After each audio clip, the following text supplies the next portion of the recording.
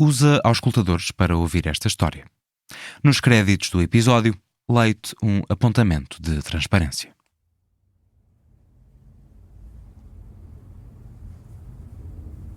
Há uns anos, numa daquelas decisões de impulso, comprei no eBay todas, ou quase todas, as I.F. Stone's Weekly. Eram newsletters que o jornalista I.F. Stone enviava periodicamente aos subscritores por carta. Estávamos nos anos 50. Com trabalhos de jornalismo de investigação e crónicas sobre a política dos Estados Unidos da América. I.F. Stone ficou conhecido nos Estados Unidos como um dos mais influentes correspondentes políticos dissidentes da sua geração.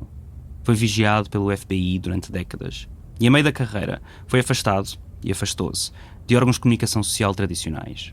Foi aí, aliás, que decidiu criar a Weekly. Ele dizia algo que me ficou na memória desde a primeira vez que o li. Uma boa maneira de ler um documento oficial é começando pelo final. Penso que o que queria ele dizer com isso é que seria no fim dos documentos que estariam as informações que os governos ou as instituições públicas quereriam esconder. Nunca mais esqueci a frase, mas dei-lhe uma outra interpretação. Talvez não seja necessário ler documentos de trás para a frente, começando pela contracapa, mas antes do início ao fim, sem saltar uma página que seja. Nunca se sabe que palavras lá estarão escritas, se nunca as lermos. Eu, pelo menos, tinha isso em mente quando subi ao segundo andar do Tribunal da Relação de Lisboa, com a Sofia da Palma Rodrigues, da Divergente, para consultar o caso de Pedro Lopes e do agente Paulo Gonçalves. O Tribunal da Relação de Lisboa é um edifício palaciano. Imaginem um tribunal como aqueles que aparecem nas séries de casos judiciais. Salas de julgamento mobiladas com madeira escura e castiçais senhoriais. Corredores atapeados com veludo vermelho para não destoar das imponentes escadas de mármore. E lado a lado, dezenas de salas de trabalho onde funcionários públicos garantem que a máquina continua a rolar. Foi numa dessas salas que passámos, eu e a Sofia, 3 dias a consultar este processo. Sentados a um canto, proibidos de fotografar qualquer página. Batemos tecla horas e horas seguidas, transcrevendo tudo por onde passávamos a vista. Estávamos numa bolha, fechados dentro de um processo sobre uma noite que tinha já 3 anos. E de vez em quando, a realidade interrompia-nos para nos levar ainda mais para o passado. Ao segundo dia, almoçámos com o superior hierárquico da divisão. Temos muitos casos com crianças aqui no tribunal, diz-nos. Os negros com as crianças é que são os piores. Cabo-verdianos e guineenses.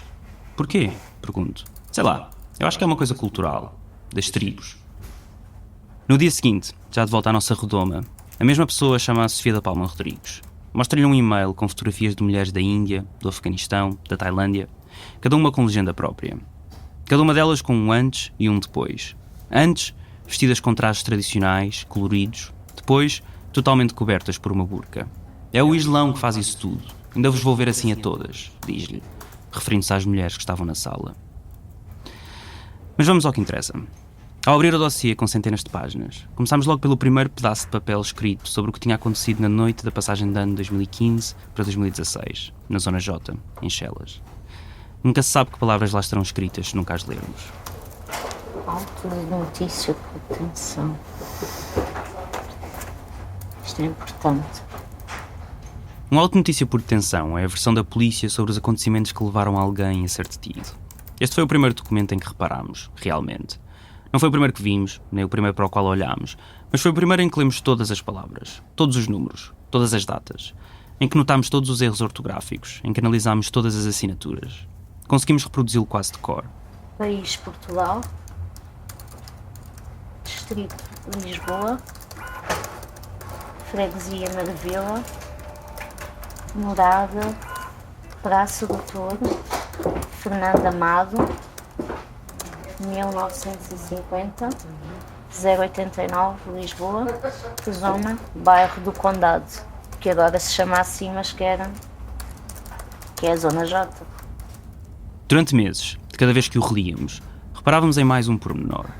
Uma hora que nos deixava com dúvidas, uma explicação que não nos fazia sentido, uma assinatura deixada para uma página em branco. A maior parte das vezes eram teimas, na verdade.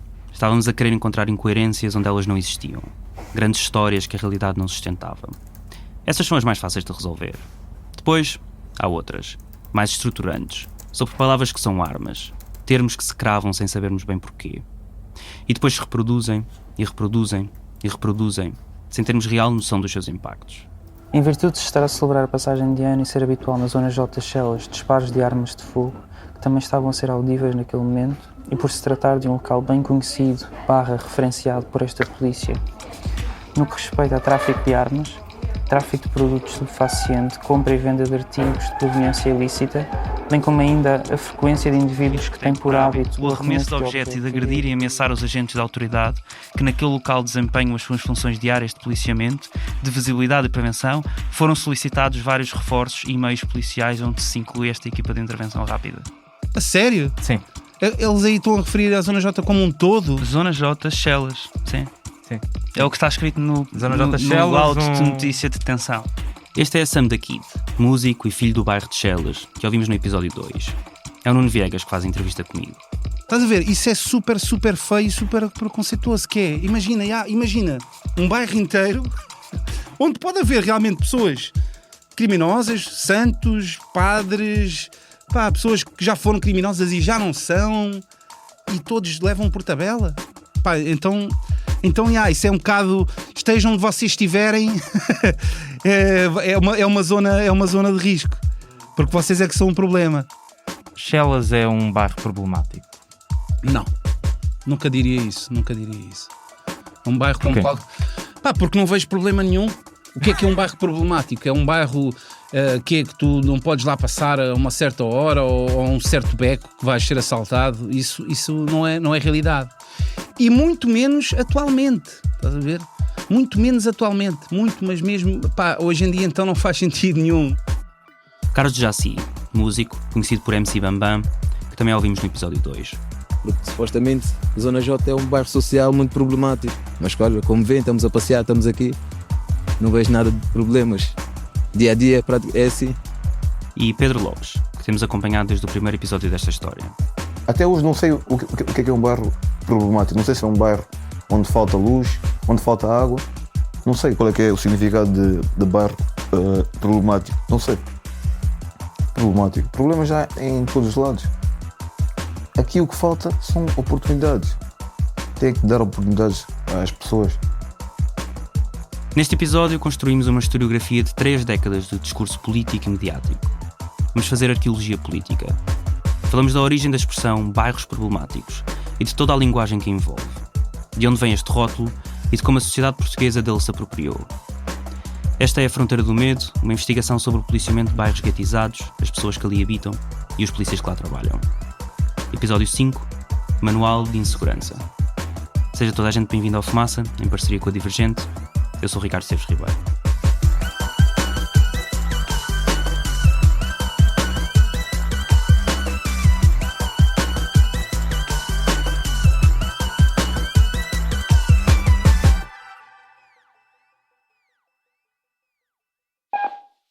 Horas, RDP Antena 1 e Programa 2.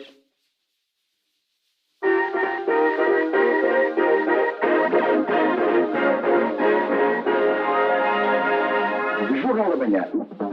Quase raiava o sol quando os deputados aprovaram na Generalidade em São Bento a Lei de Segurança Interna, com alguns votos contra de socialistas e de um sim, mas de um grupo significativo de sociais-democratas. 1984. Vamos começar aqui, há coisa de 40 anos. O Parlamento começava o seu caminho até à primeira Lei de Segurança Interna do país. Sensivelmente um ano antes, a 25 de abril de 1983, o Partido Socialista tinha ficado em primeiro lugar nas eleições legislativas. Em junho, Mário Soares tomava posse como primeiro-ministro, no único governo de coligação entre PS e PSD até hoje. Estavam na reta final as negociações para a entrada de Portugal na CEE, a Comunidade Económica Europeia, que mais tarde daria lugar à atual União Europeia. No ano seguinte, era a entrada na CEE que o governo dizia constituir uma das razões irrecusáveis do não adiamento da aprovação da Lei de Segurança Interna e Proteção Civil. Em particular, apontava o preâmbulo. Era preocupante o princípio da livre circulação de pessoas no espaço comunitário e o facto de o crime organizado, em especial o terrorismo, não respeitar fronteiras. Em 1982, o Papa João Paulo II tinha sido vítima de um ataque em Fátima, na primeira vez que visitara o país. Em 1983, um atentado na Embaixada da Turquia, em Lisboa, tinha feito 7 mortos. E no mesmo ano, em Albufeira, um representante da Organização para a Libertação da Palestina tinha sido assassinado a tiro. O governo concluía assim ser irrecusável, e estou a citar a proposta de lei de 1984, dotar o Estado de medidas de autodefesa e de detenção do processo da sua própria destruição. Ao apresentar a proposta no Parlamento, o então Ministro da Administração Interna, Eduardo Pereira, do Partido Socialista, Perguntava retoricamente: quantas vidas teriam sido salvas de ataques terroristas? Quantos sofrimentos teriam sido poupados? Quantos danos teriam sido evitados se tivesse sido possível atuar mais depressa, especialmente nos domínios da pesquisa, centralização e tratamento da informação? Esta lei, dizia o ministro, serviria para responder a estas questões.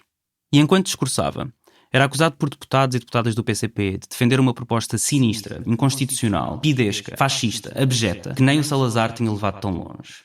O governo, que, relembremos, era do PS e PSD, não era o único a acreditar que havia males por resolver no que tocava à segurança. Pela mesma altura, o CDS-PP apresentava um projeto de lei para a segurança interna e proteção civil, e a ASDI, a Ação Social Democrática Independente, formada por ex-deputados do PSD, apresentava outro, para a prevenção do terrorismo. Todas elas propunham a expansão do poder das forças de segurança em casos de suspeita de terrorismo.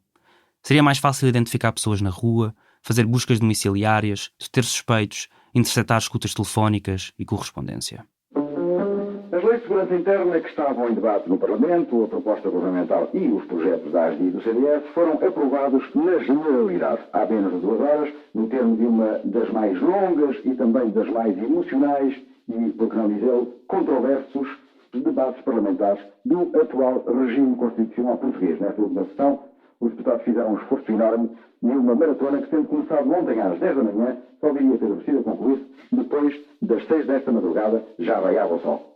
O debate na generalidade sobre as diferentes propostas legislativas durou 7 dias e culminou na madrugada de 27 de julho de 1984. Depois de uma reunião plenária que se estendeu por quase 24 horas, foram aprovadas as 3 iniciativas, com uma geometria variável de apoios de PS, PSD, CDS-PP e ASDI. Não conseguimos dizer o sentido de voto para cada proposta, porque a Assembleia da República só contou o número total de votos, em vez de dizer como votou cada partido, como habitual. Mas contra as 3 propostas estiveram sempre PCP, o EDS e MDP-CDE. Vários deputados do PS e PSD abandonaram a sala. Outros decidiram votar contra a linha do seu partido. Um dos que votou contra a proposta do governo foi Edmundo Pedro, resistente antifascista várias vezes preso durante a ditadura, uma década desterrado no campo de concentração do Tarrafal, antigo dirigente do PCP e, por esta altura, deputado pelo Partido Socialista. Dizia antes da votação: alguns clamam que somos assaltados, sem razão para tal, por pretensos fantasmas do passado.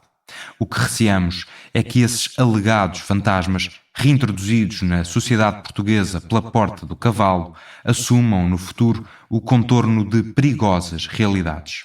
É que, senhores deputados, as pessoas passam e as leis ficam, e as marcas do passado continuam, infelizmente, a estar bem vivas no presente. César Oliveira, da UEDS, a União de Esquerda Socialista Democrática, citava um poema de Manuel Alegre para justificar o seu voto contra. Há sempre alguém que resiste, há sempre alguém que diz não. Aconteça o que acontecer. Seja qual for o texto final da Lei de Segurança Interna, a verdade é que, apesar da votação favorável que irá receber a proposta do Governo, aqueles que acabarão por vencer serão os que souberam resistir, serão os que souberem dizer não. Manuel Alegre, já agora, era na altura deputado do PS e também votou contra a proposta do governo. As propostas de lei de segurança interna nunca saíram da discussão na especialidade, mas a meio deste processo eram abandonadas. E em junho de 1985, o governo caía e eram convocadas eleições para outubro. Começava aqui um período de 10 anos de Cavaco Silva como primeiro-ministro. Primeiro, com um governo minoritário, viabilizado pelo CDS e pelo Partido Renovador Democrático, ficava o Partido Socialista, fora do governo. Depois, com 2 maiorias absolutas. E nisto, em janeiro de 1986, Portugal entrou oficialmente para a CEE. Uma nova proposta de lei de segurança interna era anunciada pelo governo, e a discussão, bem menos longa do que a anterior, iniciava-se em julho de 1986. As críticas sobre a inconstitucionalidade repetiam-se, vindas de várias bancadas. Menos duras que 2 anos antes, é certo, até porque se diminuíram as condições em que era permitida a devassa da vida privada. Caíam, por exemplo, menções a buscas domiciliárias e interseção de correspondência. A pressa mantinha-se. A quando da discussão na generalidade, Durão Barroso, então secretário de Estado adjunto do Ministro da Administração Interna, mais tarde Primeiro-Ministro e depois Presidente da Comissão Europeia, explicava que havia 2 razões para a sua urgência.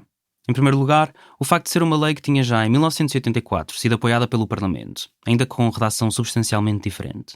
Em segundo lugar, porque esta daria um sinal às forças policiais, citando, já que não há gravações em áudio do Parlamento para esta época: esses homens também precisam de um sinal do poder político que lhes diga: São vocês que estão no bom caminho, não é o terrorismo que olhamos com complacência. Não são os terroristas que são os heróis, mas sim vocês, que defendem a legalidade democrática. A proposta virava lei em 1987, com os votos a favor do PSD, PS, CDS e todos menos um deputado do PRD. Talvez não seja óbvio porque, para explicarmos de onde vem o termo bairros problemáticos, tínhamos de regressar aos anos 80. Mas quando se começa a ser sugado pelo arquivo mediático e legislativo da política portuguesa, à procura dessa mesma resposta, todos os caminhos parecem levar a este momento. A entrada de Portugal na CEE não veio apenas com fundos comunitários de milhões e milhões de euros. Trouxe também uma preocupação pelo combate à criminalidade. Mesmo quando Luís Marques Mendes, porta-voz do Conselho de Ministros em 1990, retratava assim os problemas de segurança do país. Apesar de Portugal ser, felizmente, um dos países da Europa com o menor índice de criminalidade, nem por isso devemos perder atenção a tudo quanto tem a ver com a garantia da segurança das pessoas e dos respectivos bens. Assaltos, perseguições e tentativas de violação é este o ambiente que há quase 15 dias se vive na escola secundária da Damaia. Os alunos têm medo e por isso querem ver a sua segurança definitivamente reforçada. A mostrarem que a falta de segurança nas escolas portuguesas cresce de dia para dia. Mas do gabinete de Diamantino Durão dizem-nos também que há muito alarme em tudo isto. Alarmistas ou não, o que é certo é que todos os dias se ouve falar de assaltos, perseguições e tentativas de violação à porta das escolas portuguesas. Em 1991, o gabinete do Ministro da Educação, Diamantino Durão, falava num clima alarmista. No ano seguinte, Manuel Dias Loureiro, que tutelava a administração interna por esta altura, explicava que a prevenção do crime se fazia, e estou a citar, desde logo nos bancos das escolas. E aí nasceu o programa Escola Segura, que trazia polícias para junto da comunidade escolar para resolver conflitos com menores, e sobre o qual vamos falar mais à frente, nesta série. Só que vários investigadores foram pondo em causa a abordagem policial nas escolas. O sociólogo João Sebastião, que viria a ser coordenador do Observatório de Segurança Escolar do Ministério da Educação, em 2009, questionava a base factual para que, desde a década de 90, tivessem sido necessárias políticas como esta. Escreveu num artigo de 2013. Não poderíamos falar de violência na escola como se esta constituísse um fenómeno difundido uniformemente por todo o sistema educativo. Foi possível compreender que, em média, cerca de 90% das escolas não relatava qualquer incidente de violência. Apenas 0,2% das escolas tinham mais de 50 ocorrências anuais. Ou seja, o que o Observatório do Ministério da Educação via 2 décadas depois da implementação do programa Escola Segura é que eventos de violência episódica e localizada num número pequeno de escolas acabavam a justificar o policiamento do espaço escolar. Mas Manuel Dias Loureiro não se ficou por aí. Em 1992, num debate parlamentar sobre política de segurança interna, promovido por um pacote de medidas apresentadas pelo Ministério da Administração Interna, o ministro tomou a iniciativa de debater as suas ideias com os representantes da nação. Disse: Parecerá a todos inequívoco que os tempos que correm são tempos de desafio, de grande desafio à segurança. Quer os tempos que correm, quer, porventura, sobretudo, os tempos que se avizinham. O desafio à segurança, ser inequívoco, talvez não fosse o adjetivo que mais respaldo tivesse na realidade. Sim, é verdade que os crimes registados pelas polícias tinham aumentado nos 3 anos anteriores. Mas não só estes dados não destoavam dos de toda a década de 80, como também não eram significativamente diferentes dos da comunidade europeia. O tal aumento da criminalidade registada tinha sido de menos de 1 ponto percentual nos 7 anos anteriores, entre 1985 e 1993. 0,7, para ser exato. O ministro Manuel Dias Loureiro elencava alguns desafios à segurança do país. Poderíamos falar da instabilidade que neste momento se passa no centro e no leste da Europa, com vagas de imigrantes que maciçamente acorrem aos países da Europa comunitária. Podíamos falar das vagas de imigração a partir do norte da África. Podíamos falar da liberdade de circulação. Para responder a tudo isso era preciso, dizia ele, não só reforçar as forças de segurança, como também promover condições de vida digna às comunidades imigrantes, pois sempre que há fenómenos de exclusão social, de marginalidade social, há fenómenos de criminalidade. E neste ponto, o PSD não estava sozinho. Também a oposição alertava para a interligação entre a pobreza e a criminalidade. António Guterres, secretário-geral do Partido Socialista de então, hoje secretário-geral nas Nações Unidas, a ONU. Há em Portugal hoje um triplo problema, o desemprego, a pobreza e a criminalidade. E são 3 realidades ligadas entre si. E é preciso combatê-las todas ao mesmo tempo. Em 1993, o governo de Cavaco Silva lançava o Programa Especial de Realojamento, ou PER, com o objetivo de erradicar as barracas do país, uma chaga ainda aberta no nosso tecido social, como se lia no preâmbulo do Decreto-Lei. Nunca tão grandes incentivos foram preparados para os municípios enfrentarem, com a colaboração do Governo, o problema das barracas. Programas como este não se resolvem com discursos, nem com palavras fáceis. Os censos de 1991 registavam cerca de 16 mil barracas no país, 67% na área metropolitana de Lisboa e 7% na área metropolitana do Porto. O PER tinha como objetivo acabar com as barracas destas duas áreas, realojar as famílias em habitações dignas e ainda combater os problemas de criminalidade, prostituição e toxicodependência, entre outros, a que a exclusão social motivada pela falta de condições habitacionais condignas as deixou votadas. O PER terminou em 2018, não foi cumprido na totalidade. Ficaram por criar cerca de 30% das casas previstas. Mas no processo, o PER contribuiu para a consolidação de um discurso legal e político que junta bairros periféricos, imigração e criminalidade no imaginário da população portuguesa. O Ministro da Administração Interna, Manuel Dias Loureiro, em 1995. Primeira questão. A questão do suburbano. O suburbano é o lugar por excelência do desemprego, da droga e do insucesso escolar. E, portanto, a primeira questão, se quer falar de uma política séria e consistente de segurança, temos que falar, em primeiro lugar, do suburbano e, sobretudo, de travar a explosão do suburbano. Travar a expansão.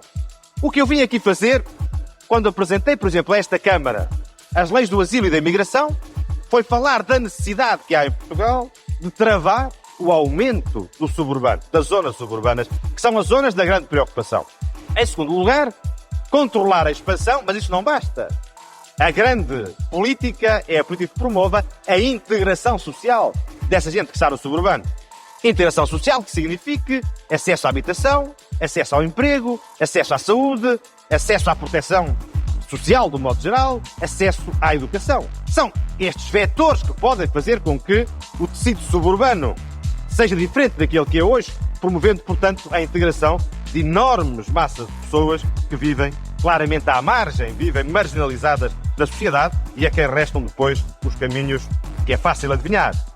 O que nós dissemos nesta matéria foi que a integração social era a nossa política, mas isso pressupunha o controlo dos fluxos. Porque, senhoras e senhores deputados, é muito fácil ver que tem de ser assim. Eu dou-lhes um exemplo muito concreto. A freguesia do Alto do Pina. É uma freguesia urbana, nem é sequer suburbana. No Alto do Pina há 8 mil pessoas que vivem em barraca. São 4 mil nacionais e 4 mil estrangeiros. Vamos imaginar que através do programa de erradicação de barracas nós conseguimos trazer num ano das barracas para casas de habitação condignas 1000 pessoas. Resolvemos 1000 problemas. Mas se nesse mesmo ano a pressão sobre o Alto do Pina for de mais 2000 pessoas que chegam, então nós não resolvemos 1000 problemas, criamos mais 1000 problemas. É muito fácil ver, portanto, que uma política que visa a integração social significa necessariamente controle de fluxo. Sem isso não haverá, obviamente, integração social. A explosão do suburbano foi o mote do discurso de abertura de Manuel Dias Loureiro, que durou mais de 40 minutos. O debate focava-se na segurança interna do país, depois da publicação do Relatório Anual em Matéria de Segurança Interna de 1994, onde se lia sobre os crimes praticados em grupo, roubos a pessoas e estabelecimentos, agressões e vandalismo. Lisboa viu este tipo de delinquência agravar-se consideravelmente, em especial no que toca aos cidadãos de origem africana. Esta evolução é preocupante na medida em que a criminalidade praticada por grupos de cidadãos de origem africana, motivada muitas vezes por fatores de inadaptação cultural e social, detém uma certa especificidade, sendo de difícil contenção. Perguntámos a Manuel Dias Loureiro se mantém o que aqui defendia. O antigo ministro diz que desde que deixou o governo que não fala desses tempos. Respondeu por escrito: defendi as minhas políticas, respeitei as dos que pensam de modo diferente. E encaminhou-nos para um livro de discursos seus. Num, podemos ler Dias Loureiro a falar às forças de segurança. Sublinha a responsabilidade das polícias em apaziguar os medos da população, em garantir que vivem em exercício pleno da liberdade e não prisioneira das ameaças da criminalidade. Em 1998, o investigador no, à época, Instituto Nacional de Polícia e Ciências Criminais, Eduardo Viegas Ferreira, publicou o livro Crime e Insegurança em Portugal, Padrões e Tendências, 1985-1996, onde criticava o discurso mediático e político sobre o crime em Portugal nestes anos. Lê-se: A ausência ou o pouco interesse pela pesquisa de elementos que permitam conhecer de forma mais rigorosa e objetiva um fenómeno social tão complexo como é o crime tem-se traduzido, por vezes e infelizmente, no recurso a representações mais ou menos alarmistas e desajustadas da realidade, que permitem demonstrar a importância e a necessidade de serem tomadas medidas urgentes e duras contra o crime. Parece-me que os anos seguintes vieram mostrar que Eduardo Viegas Ferreira tinha razão. As representações sobre a evolução do crime nos anos 90, alarmistas e desajustadas ou não, resultaram na implementação de políticas públicas de segurança interna significativas, com impacto até hoje. Mais policiamento, mais controle da tal explosão do suburbano, mais limitações aos chamados fluxos migratórios. Na calada da noite, a PSP de Matosinhos faz avançar uma rusga sobre um acampamento cigano junto ao Hospital Magalhães de Lemos. Romão acaba por ser detido quando no bolso lhe são encontradas 55 embalagens de heroína. Com o Romão Monteiro seguem para a esquadra de Matosinhos vários indivíduos de etnia cigana. O ambiente acalma, a polícia procede aos habituais interrogatórios quando de repente se ouve um tiro. 8 polícias, todos elementos de uma secção de intervenção da PSP do Porto, estão entre os principais suspeitos da morte de um toxicodependente seropositivo no bairro do Cerro. A polícia foi alertada para uma rixa entre famílias de etnia cigana no bairro de Aldoar. Um dos presos foi Álvaro Rosa. Os inspectores consideram que a morte de Álvaro Rosa terá sido muito provavelmente devida à violência policial. Sentem-se cada vez mais perseguidos e injustiçados. A conclusão é retirada de uma onda de solidariedade que sentiram existir para com os polícias. Nós temos que fazer ver perante Portugal todo que, de facto, os inocentes somos nós. No Ano Internacional da Tolerância nunca se viu tanta intolerância. Um jovem português de raça negra foi assassinado no bairro Alto. Outros foram espancados por um grupo de cabeças rapadas. Alguns skinheads foram detidos. Negro geme porque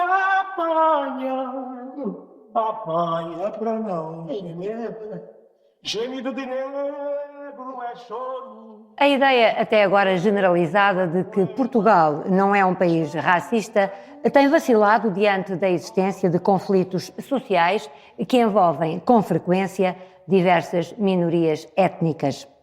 O desemprego, a falta de condições mínimas de habitação, a insegurança são o rastilho para um clima de violência que a comunicação social, naturalmente, serve ao domicílio.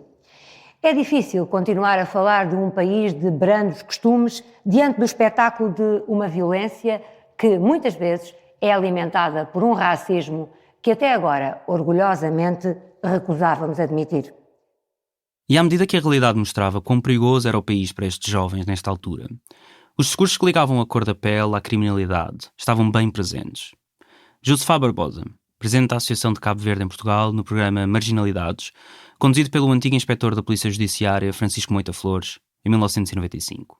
A ideia que se tem é que a imigração é que tem culpa de todos esses males da sociedade. O que é certo, doutor, é que muitos destes imigrantes, ou pelo menos os filhos destes imigrantes que chegam a Portugal, têm provocado também situações que não são nada consentâneas com aquilo que nós pensamos que é a prática num país estrangeiro. Estou a falar dos bandos de negros que várias vezes são acusados de praticarem, de contribuírem não só para o aumento da violência, como para o aumento da criminalidade.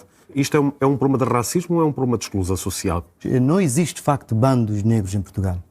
Há uma ideia errada que existe bandos negros.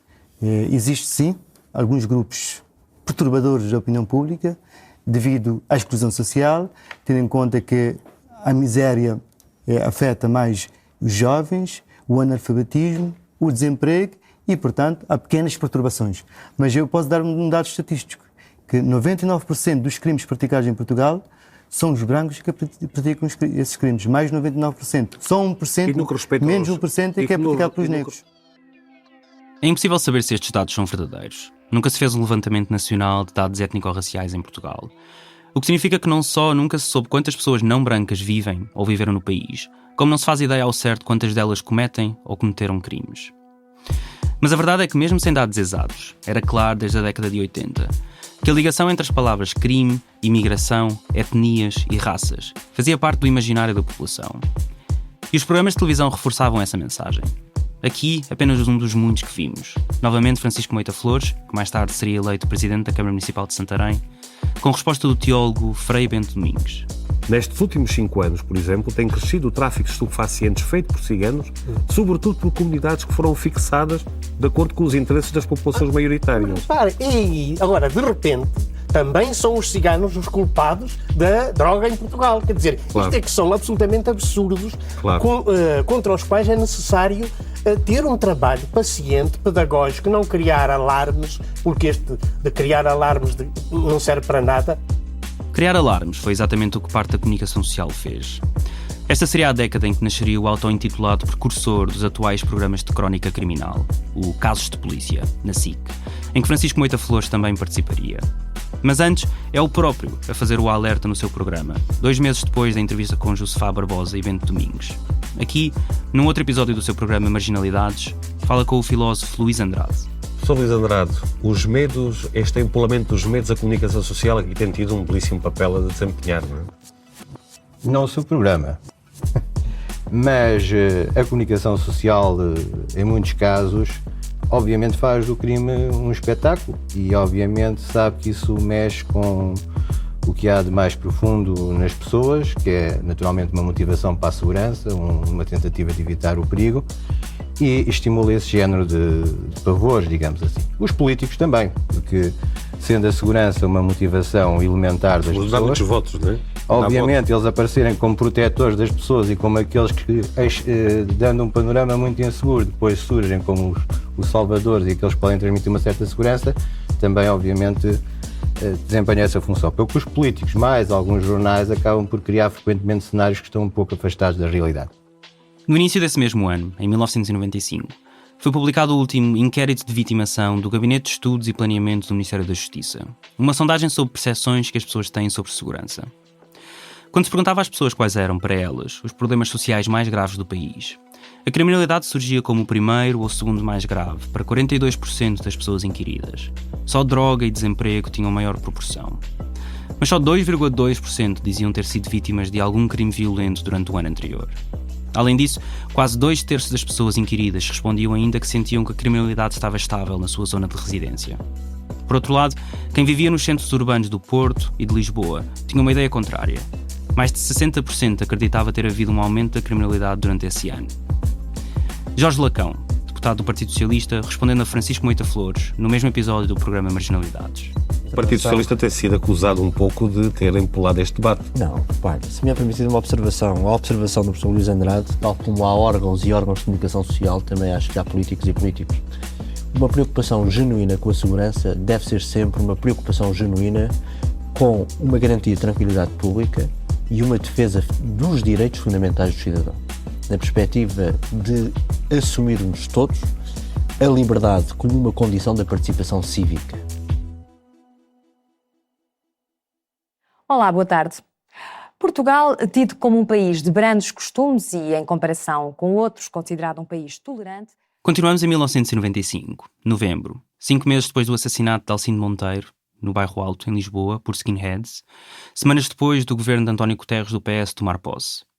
O programa é Os Dias Úteis, da RTP1, moderado por Margarida Mercedes de Melo e com 4 convidados, incluindo o rapper General D, para discutir o tema do momento, intolerância.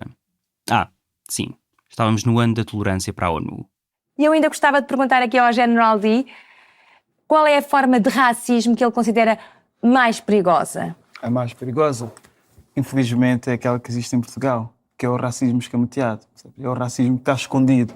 As pessoas, durante muito tempo, procuraram não falar sobre o assunto, percebes? Não abordar o assunto, não discutir. E isso fez com que o racismo se escondesse. Não assumiram. Não assumiram esse problema. Mas a verdade é que as minorias estavam a sentir esse problema todos os dias. Mas não havia como falar. Então esse é um racismo muito perigoso. Então que você prefere a Alemanha, por exemplo? Eu prefiro. Para já, deixe-me dizer que aqui em Portugal houve mais mortes por vítimas do racismo do que na Alemanha este ano. Mas eu prefiro estar num sítio onde eu saiba exatamente quem são as pessoas que não gostam de mim, neste caso quem são os meus inimigos, percebes? Eu prefiro estar num sítio onde eu saiba que as pessoas são racistas. E assim eu posso precaver ou não. Agora, estar num sítio onde eu penso que as pessoas não são, penso que as pessoas são bonzinhas, depois acabam por ter aquela atitude racista, que é o que muitas vezes acontece. Então acho que aí é que é o grande perigo. Portanto, para solucionar isso, eu acho que o importante é programas como estes, o importante é a discussão. É discutir. E para si uma arma é o rap, não é? A arma é uma das formas de discutir. E acho muito curioso que tenha essa arma, porque viu na manifestação do Bairro Alto, quando morreu aquele negro, apelar aos gangues que não fossem violentos. E apreciei imenso isso. Sim, para já, desculpe só, gangues não são gangues não existem. Eu apelei às pessoas todas que estavam ali. Que não fossem violentas. Não fossem violentas. Muito obrigada. Vamos então ouvir General D. Rima radical, mas eu digo a verdade. Pego no mato e eu agito uma cidade. Porque somos pobres e não bem mandado. Racismo joga gelo contra a sua maldade. Em Portugal um poeta morreu. Diz um lindo poema, mas ninguém entendeu. Alguma coisa mal, faça-me um favor. Nasci pela colônia, faço rimas de amor. Talvez eu não venda, talvez eu não seja. A luta continua, a luta que me proteja. A luta que eu veja. A força que é preciso para que uma...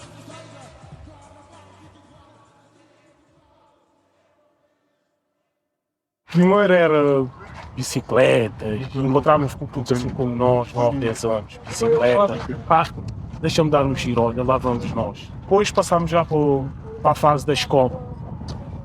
Hora da saída, começar. Então, como é que é? Não tens? Olha, amanhã já sabes, já cá 500, 600, vamos ao MEC, pintamos, curtimos, e a polícia passa por ali não faz nada. Agora de maiores é que é uma coisa mais forte, tem gosto de veículos e há mão armada e assaltos às bombas. Têm menos de 16 anos e já roubam como gente grande. Fomos encontrá-los em bandos de jovens brancos, negros e ciganos, em 6 bairros da área metropolitana de Lisboa. O roubo e o furto de e em automóveis são os crimes mais praticados por estes grupos de menores. No ano 2000, a RTP publicava uma reportagem com o título Diferentes Vidas, Diferentes Destinos. A jornalista Rosário Salgueiro tinha conseguido chegar à fala com uma série de jovens da área metropolitana de Lisboa que pertenciam, nas suas palavras, a gangues responsáveis por vários crimes. Roubos a casas, a automóveis, a pessoas. O foco da peça era claro. Mostrar ao país as origens sociais da delinquência juvenil na capital. Toca na educação, toca na pobreza, no consumo de drogas, no mito meritocrático até, e retrata assim a realidade. A delinquência juvenil mostra estar a mudar de figura, está a tornar-se mais violenta e repetitiva. Arma branca já todos usam, a aquisição de uma arma de fogo marca um novo patamar no mundo do crime. Pensamos é sair de lá dentro vivo e com aquilo que fomos lá buscar, só isso. Não podemos estar a pensar que está lá gente ou estão armados, não. Primeiro temos que saber que não está lá ninguém, né? Se tiver, temos que ir preparados para isso. Não estão preparados com o quê? Com ferramentas. Em alta velocidade, os menores delinquentes fogem dos locais onde há regras. Ao longo da estrada que os leva de novo a casa, ultrapassam muitas vezes os limites. É nos centros comerciais que os menores encontram a resposta às aspirações pessoais. É aqui que se deparam com as lojas, o cinema. Projetam na tela as expectativas de acesso a estilos de vida só ao alcance de alguns. A produção da RTP filmava os rapazes a ir ao cinema. O filme era o 60 Segundos. Produção de Hollywood, estreia no verão de 2000. Angelina Jolie e Nicolas Cage, cabeças de cartaz, tentam roubar 50 carros numa noite com um grupo de parceiros de crime. Pelo meio, muitos tiros, vários carros estragados e algumas histórias de amor. Desculpem se estraguei a história a alguém, prometo que não vale o tempo perdido. No fim, os rapazes comentavam o filme. Parte em crioulo, parte em português, numa conversa animada. E no meio disto tudo, até nos streams do raro momento de televisão proporcionado pela RTP, ouvia-se música eletrónica no Serviço Público de Informação. A partir de janeiro, a Lei Tutelar de Menores obriga um novo olhar para estes jovens. Uma legislação que promete ser uma ruptura com o passado. O menor deixa de ser um coitadinho, maltratado pela sociedade e passa a ser responsabilizado pelos atos praticados. Da mesma forma que nas décadas de 80 e 90 as palavras imigração e bairros foram coladas a crime, na viragem do século estava consolidado o imaginário coletivo em que os termos delinquência juvenil, gangues ou jovens em grupo pareciam pertencer ao mesmo campo lexical. A Lei Tutelar Educativa separava pela primeira vez a proteção de crianças em risco da intervenção com menores que cometeram crimes. Foi aprovada em 1999 por proposta do governo do PS, com a abstenção de todos os outros partidos. O responsável pela pasta na altura era o Ministro da Justiça, José Vera Jardim. 3 anos antes, quando a lei começou a ser estudada, disse isto. Repare que nós hoje temos um problema muito grave. A carreira criminosa está a começar cada vez mais a idades dos 14 anos e dos 13 anos. E se nós não apanhamos esta gente, se não os apanhamos, eles vão irrecuperavelmente, não vão ser irrecuperáveis, mas vão irrecuperavelmente ir parar às prisões quando tiverem 16, 17 e 18 anos. 2000 tinha sido também o ano das gasolineiras. Na primeira metade do ano, contaram-se centenas de assaltos a bombas de gasolina, carros, lojas, relotes. Desde o início do ano já houve 171 assaltos a bombas de gasolina. Um clima de medo e ansiedade. Quem trabalha nesta área até já tem receio de abrir o jornal e encontrar mais notícias de assaltos. No verão, eram notícias às madrugadas de crimes na área metropolitana de Lisboa. António Guterres, que tinha ganho as suas segundas eleições legislativas no ano anterior, trazia o tema para o debate sobre o Estado da Nação.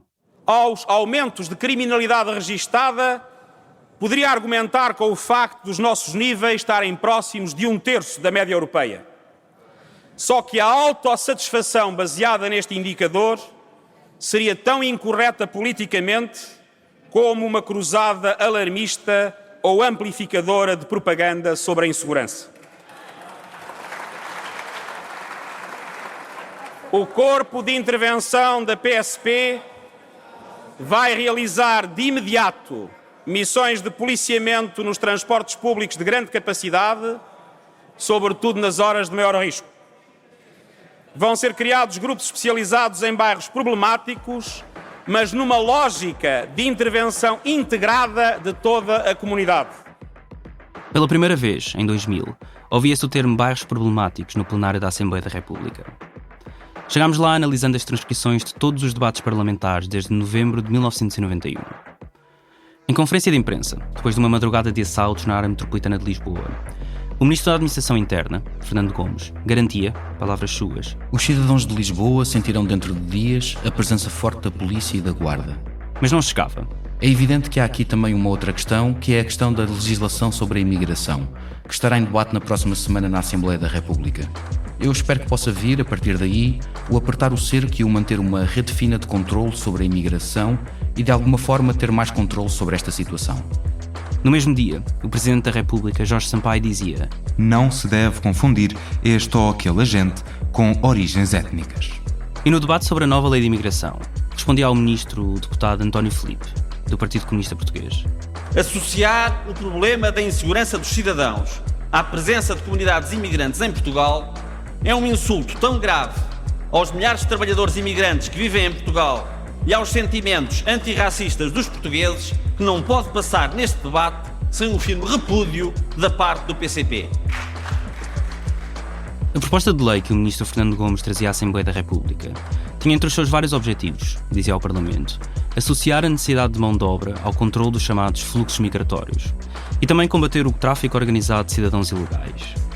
Criava uma nova figura, a autorização de permanência, para regularizar alguns trabalhadores imigrantes sem documentos. Um regime que lhes dava menos direitos do que a autorização de residência, já existente. Era, citando, uma solução transitória para resolver fenómenos emergentes.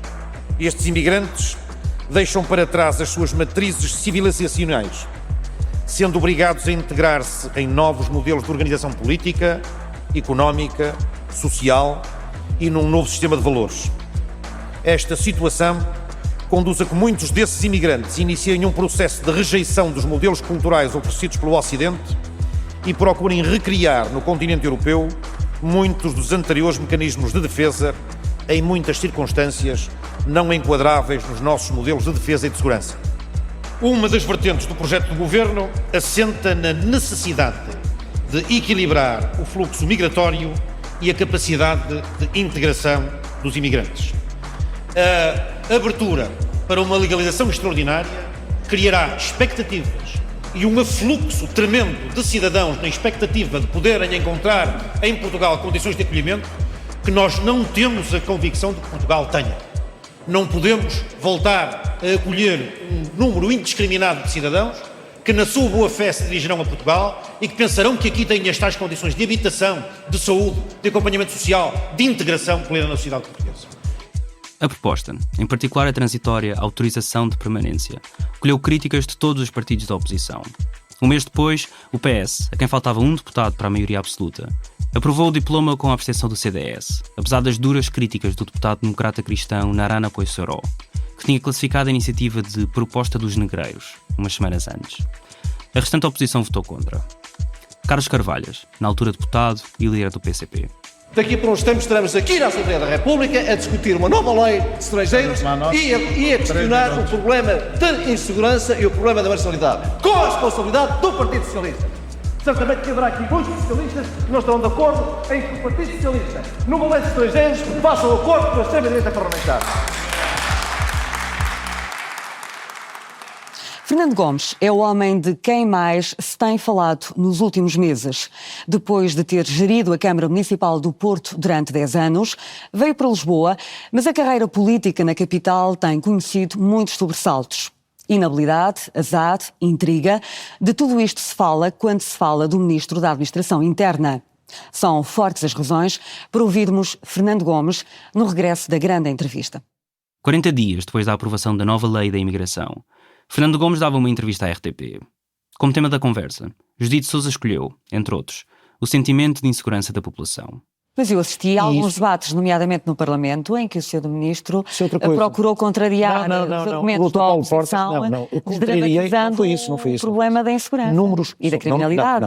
Números são números. Então tratemos os números direito. Quando se queira construir uma tese baseada nos dados estatísticos e se erra na apresentação dos dados estatísticos, e digamos, se a base fundamental do raciocínio é um determinado número de crimes que existiria em Portugal, e esses crimes denunciados à Assembleia da República eram metade dos crimes efetivamente verificados, e se fez um cenário catastrófico apresentando metade daqueles que eram os verdadeiros. Sr. Ministro, mas não para o cidadão comum não interessa tanto a questão dos números. O que interessa é realmente a questão agora estou a responder à doutora Judite Sousa e não aos cidadãos. Pois aqui um problema que é. O RASI, Relatório Anual de Segurança Interna, desse ano, 2000, indicava que as participações de crimes estavam estáveis. Tinham crescido apenas 0,4% desde o ano anterior. Parte significativa desse aumento, lê-se, podia ser inserida no, cito, quadro de uma pequena criminalidade de rua. E conclui-se que a maioria dessas participações descreviam situações de pouca gravidade e ou violência. O RASI cita também um inquérito académico, feito com o apoio das Nações Unidas, que compara o nível de vitimação em Portugal com o de 16 outros países ditos industrializados. No todo, só 15% das pessoas inquiridas dizia ter sido vítima de algum dos 11 tipos de crime considerados, o valor mais baixo de todos os países, empatado com o Japão e a Irlanda do Norte. Mas apesar disso, o RASI dizia também que a questão da insegurança interna tinha ascendido, e cito, à categoria de preocupação nacional em todos os países desenvolvidos. O mesmo inquérito mostrava que em Portugal, cerca de 60% das pessoas inquiridas acreditavam poder vir a ser assaltadas no ano seguinte, quase o dobro da média dos países participantes. Tentei encontrar aí uma explicação, porque não consegui encontrar outra, e falei com muita gente, com especialistas desta matéria, uma explicação para uma coisa. Sendo que os nossos índices de criminalidade são graves, estão a crescer, e quando crescem é sempre grave. É sempre grave. E então quais são as razões? É sempre grave. Sendo que os nossos índices de criminalidade, comparados com os nossos homólogos europeus, são muitíssimo mais baixos. Há um outro estudo de opinião que nós organizamos e que mostra que o sentimento de insegurança dos cidadãos portugueses é semelhante ao da média europeia. E apesar disso, os índices de criminalidade são muito mais baixos. Portanto, há aqui qualquer coisa, é bem assim, Sr. Ministro. Há aqui qualquer coisa que não bate certo. Olha que o ano passado... É um dos autores desse mesmo estudo, o sociólogo, professor catedrático jubilado da Universidade de Lisboa, Nelson Lourenço, que avança uma explicação. Primeiro, o sentimento de insegurança, diz, não é apenas definido pelo número de crimes registados, mas é também pela forma como no discurso público se afirma que a criminalidade é um risco, que deve ser uma preocupação. Depois, essa percepção de risco pode andar em contraciclo com o risco real. É uma ideia antiga de um dos fundadores da sociologia, Emily Durkheim. Quanto menor for a violência, maior a intolerância à violência e, consequentemente, maior o sentimento de insegurança. No fundo, apesar de poder parecer contraintuitivo, menos crime pode fazer com que pessoas se sintam mais inseguras. E, finalmente, voltando a Nelson Lourenço, esse sentimento de insegurança, ao minar a confiança no Estado, associa-se com frequência a atitudes xenófobas, ideologias securitárias e à aceitação de restrições à democracia. Mas voltando à entrevista do Ministro da Administração Interna, Fernando Gomes, depois de tudo o que ouvimos há pouco, depois de Fernando Gomes ter usado a onda de assaltos do verão de 2000 para intensificar o policiamento nas ruas e fazer aprovar uma lei de imigração com o objetivo de, como ele dizia, limitar os fluxos migratórios, era o próprio Ministro da Administração Interna que explicava, de maneira quase profética, as consequências de tudo isto nos 20 anos seguintes. Acha que a oposição não tem sido séria nas críticas que lhe tem feito? Não tem sido por isto mesmo, porque se tem procurado julgar com os sentimentos mais básicos da população portuguesa. O sentimento de insegurança é um sentimento que cala no mais fundo dos cidadãos. Sentir-se inseguro é minar as próprias bases da democracia, é dar passos para um determinado jogo de opiniões que amanhã pode permitir, como a extrema-direita europeia tem vindo a gigantar durante tantos debates por a Europa fora. Essa é uma crítica ao Partido Popular? É uma crítica à direita portuguesa, não ainda à extrema-direita, porque ela felizmente não existe em Portugal, mas como se sabe, muitas vezes este conjunto de situações de gigantar o sentimento de insegurança é para mais tarde se fazerem propostas duras em relação às medidas que é necessário tomar e que põem muitas vezes em causa os próprios direitos, liberdades e garantias dos cidadãos. Não reconhece. Queríamos perguntar a Fernando Gomes sobre o que aqui diz, mas nunca respondeu ao nosso pedido contraditório. Deixou o Ministério da Administração Interna uma semana depois desta entrevista, numa remodelação governamental. E na década seguinte...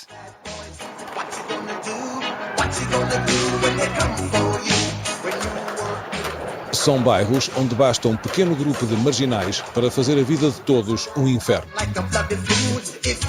Do bairro do Aleixo, no Porto, à Cova da Moura, na Amadora.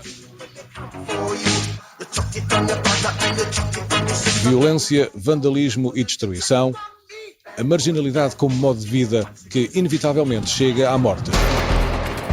A Amadora é uma zona problemática e por causa dos vários bairros sociais existentes no concelho. São zonas perigosas para moradores e para as polícias quando precisam atuar.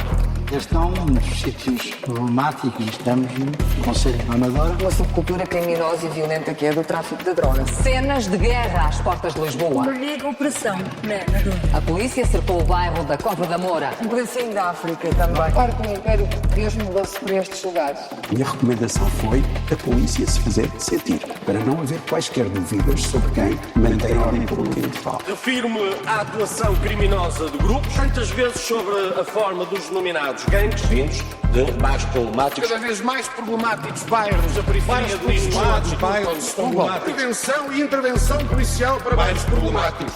Que é operações especiais, mega rusgas, neste conjunto de bairros problemáticos. Bairros problemáticos. Instalar nos bairros problemáticos videovigilância. Os bairros, chamados bairros problemáticos. Chamados bairros problemáticos. Chamados bairros problemáticos. O canhão d'água faz falta para os bairros problemáticos. Bairros ditos problemáticos. Mais problemáticos. Cerca de uma centena de bairros problemáticos assim identificados pela polícia. Problemas das periferias urbanas. Proliferação de armas de guerra. Bairros identificados como problemáticos. Problemas da criminalidade e da segurança. Em Portugal vivem quase 200 mil pessoas em bairros sociais.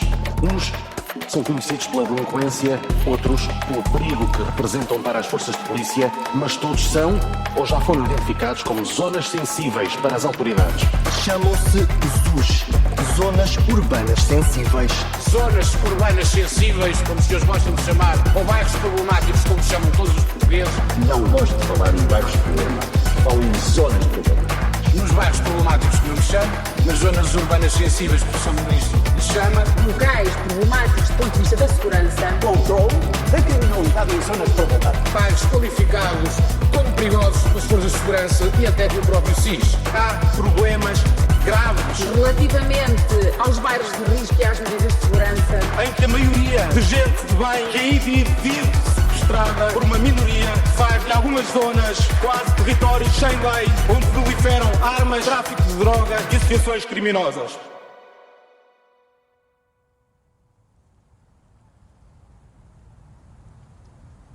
Andar pelas ruas da Quinta Grande, na Amadora, é como passear por um filme daqueles em que corre tudo bem. Ou pelo menos um daqueles em que ainda não se chegou à parte em que algo pode dar errado. Os jardins estão arranjados, as escolas estão arranjadas. Dos parques ouvem-se crianças que correm e gritam. Há mercearias e supermercados para todos os gostos. Pão fresco pela manhã e pela tarde. Farmácias abertas dia sim, dia sim. As pessoas sorriem e dão os bons dias ou as boas tardes a quem passa, dependendo da inclinação do sol. E todas têm a mesma cor de pele. Não serão exatamente todas, a bem dizer, mas a pele que prevalece neste bairro é aquela que se convencionou chamar de branca. Como se uma linha de cor delimitasse a fronteira entre a Quinta Grande e os bairros à volta. Foi aqui que eu cresci. num espaçoso apartamento, aquecimento central e uma trabalhadora doméstica que diariamente nos levava à escola, a mim e à minha irmã, enquanto tivemos idade para tal, e nos fazia o lanche e o jantar antes que os meus pais chegassem a casa, cansados do emprego.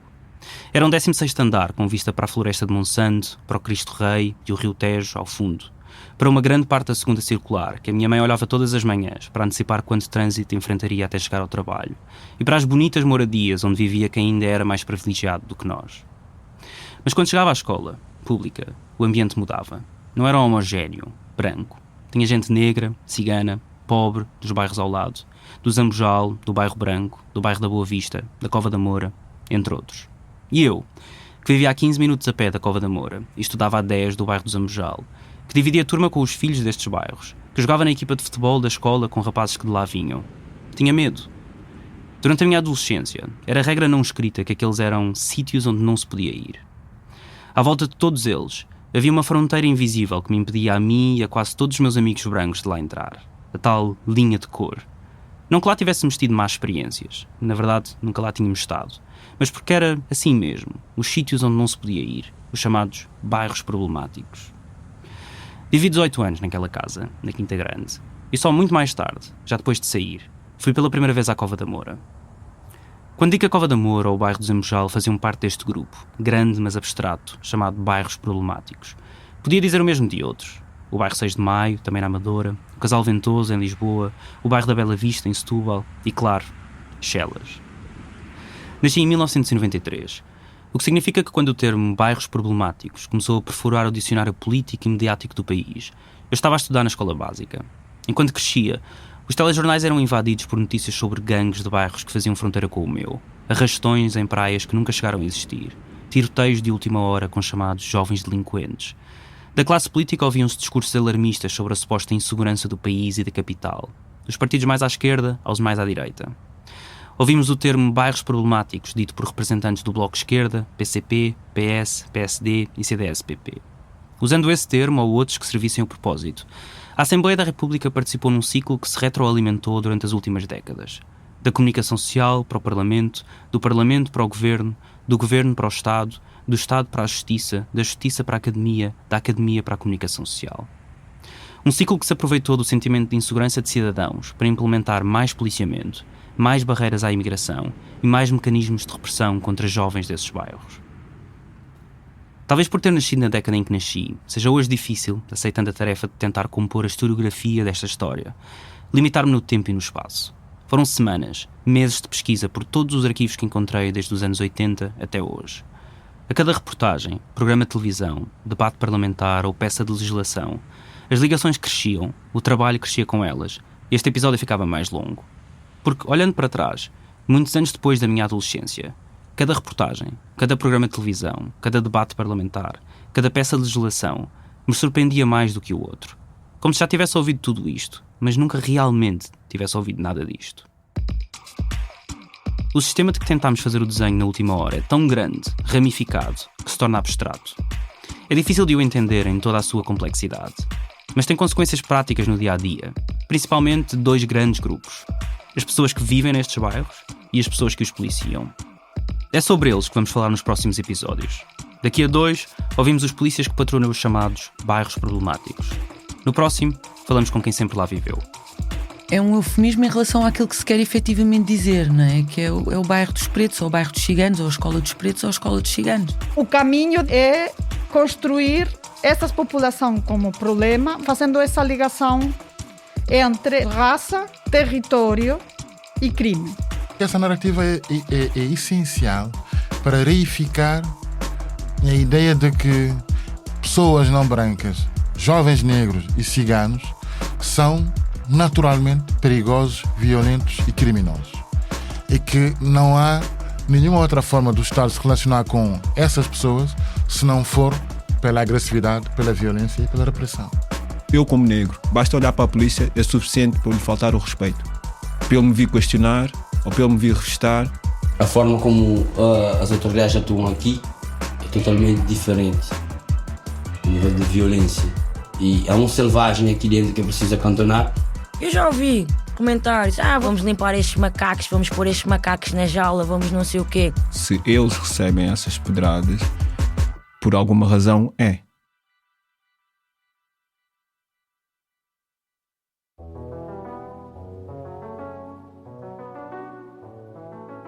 Acabaste de ouvir Manual de Insegurança, o 5º episódio de Fronteira do Medo, uma série em 14 capítulos sobre o policiamento em Portugal, que podes ouvir até ao fim, hoje mesmo, se tiveres horinhas para uma maratona e fizeres uma contribuição recorrente ao Fumaça ou à Divergente em fronteiradomedo.pt/contribuir.